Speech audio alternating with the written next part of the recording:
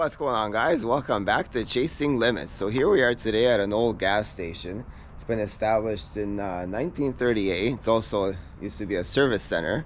But anyways, we're here on location with the GR Corolla. And we're going to go over as to my decision whether I'm going to keep this car or trade it in for something else. So we're going to hop in and talk about my decision and let you guys know what's going on.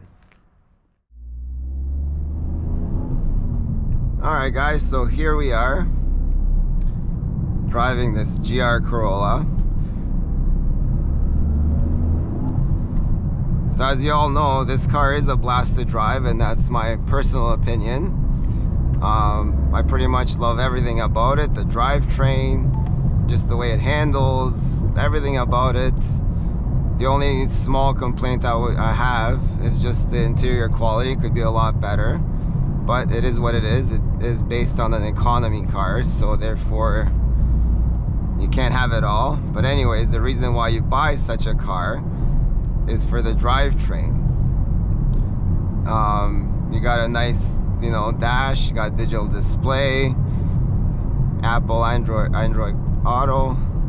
So yeah, it comes with all the safety stuff, basically all that Toyota has to offer. But having said that it is an awesome machine, I have decided to part ways with it.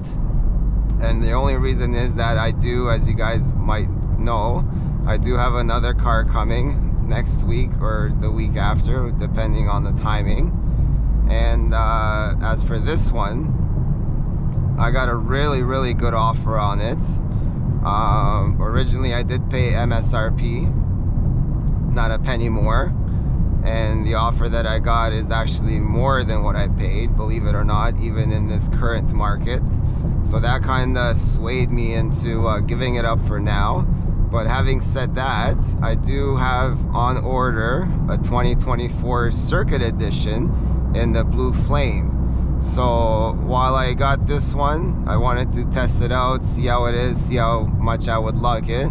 And I ended up loving it, actually. So I figured if I can make some money off this for now, and while the other GR Circuit Edition comes in, play around with the money somewhere else. And yeah, so that's basically my decision for now. So this could be the last time that we see this car on the channel. It's been only good times. And as for from my previous video, I had the burning clutch smell, so that kind of dissipated now.